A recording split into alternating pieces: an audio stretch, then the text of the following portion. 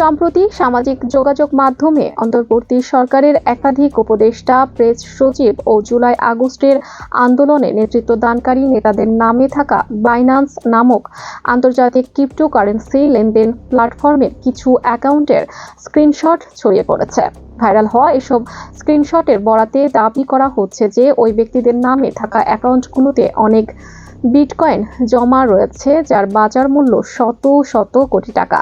তথ্য মতে প্রধান উপদেষ্টার প্রেস সচিব শফিকুল আলমের অ্যাকাউন্টেও 93.6 বিটকয়েন রয়েছে, যার বাজার মূল্য প্রায় 100 কোটি টাকা। সাবেক উপদেষ্টা নাহিদ ইসলামের অ্যাকাউন্টেও 204.64 বিটকয়েন, যার মূল্য 220 কোটি টাকা। স্থানীয় সরকার, পল্লী উন্নয়ন ও সমবায় মন্ত্রণালয়ের উপদেষ্টা আসিফ মাহমুদ সজীব ভুঁইয়ার 113 বিটকয়েন রয়েছে, যার আনুমানিক মূল্য 130 কোটি টাকা। জাতীয় নাগরিক কমিটির মুখ্য সংগঠক সার্জিস আলমের 77.69 বিটকয়েন, যার দাম প্রায় 90 কোটি টাকা। খান তালাত মাহমুদ রাফির 11.9 বিটকয়েন রয়েছে, যার আনুমানিক মূল্য 13 কোটি টাকা। এসব দাবিগুলো সামাজিক যোগাযোগ মাধ্যমে ভাইরাল হয়েছে। সাবেক প্রধানমন্ত্রী শেখ হাসিনার ছেলে সজীব ওয়াজেদ জয় এই দাবিতে তার ভেরিফাইড ফেসবুক পেজে একটি পোস্ট করেছেন। এছাড়া ভারতের কয়েকটি গণমাধ্যমেও এসব দাবির ভিত্তিতে সংবাদ প্রকাশ করা হয়েছে। তবে এসব ফটোকার্ড সঠিক নয় বলে জানিয়েছেন ফ্যাক্ট চেকিং প্রতিষ্ঠান রিউমার স্ক্যানার। বৃহস্পতিবার তাদের ওয়েবসাইটে প্রকাশিত এক প্রতিবেদনে এই তথ্য জানানো হয়। বলা হয়েছে, অন্তর্বর্তী সরকারের উপদেষ্টা, প্রেস সচিব ও জুলাই আগস্ট আন্দোলনের নেতাদের নামে ছড়িয়ে পড়া বাইন্যান্স অ্যাকাউন্টের স্ক্রিনশটগুলো সঠিক নয়। প্রযুক্তির কারসাজিতে এসব স্ক্রিনশট তৈরি করা হয়েছে এবং একটি অনির্ভরযোগ্য সূত্রের বরাতে প্রচারিত হচ্ছে। অনুসন্ধান করে রিউমার স্ক্যানার টিম বলছে, কথিত অনলাইন এটি দ্য এশিয়া পোস্ট নিউজ পোর্টালের বরাতে প্রচার করা হচ্ছে।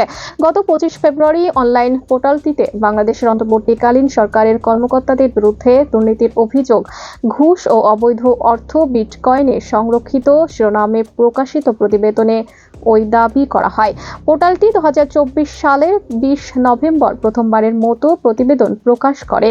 পোর্টালটির নামের সঙ্গে এশিয়া শব্দটি সংযুক্ত থাকলেও এটি বাংলাদেশ ছাড়া এশিয়ার অন্য কোনো দেশ নিয়ে কোনো ধরনের প্রতিবেদন প্রকাশ করেনি। এছাড়া এর সামাজিক যোগাযোগ মাধ্যম কার্যক্রমও খুবই কম। ফেসবুক পেজে রয়েছে 33 জন ফলোয়ার, আরও এক্স অ্যাকাউন্টে রয়েছে মাত্র 8 জন ফলোয়ার।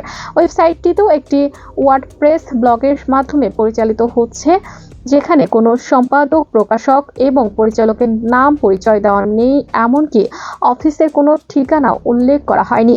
অনলাইন পোর্টালটি দেশের জুলাই আগস্ট আন্দোলনের পরবর্তী সময়ে 2024 সালের 25 অক্টোবর নিবন্ধিত হয়েছে।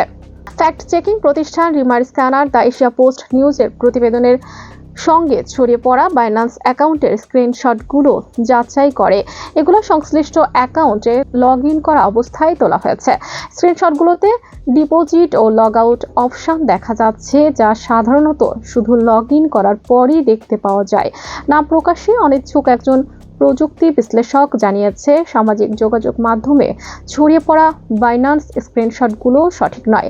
এছাড়া সাবেক প্রধানমন্ত্রী শেখ হাসিনার ছেলে সজীব ওয়াজেদের ফেসবুক পেজে পোস্টটির প্রকাশের পর থেকে রিউমার স্ক্যানার টিম সেটি খুব ভালোভাবে পর্যবেক্ষণ করছিল।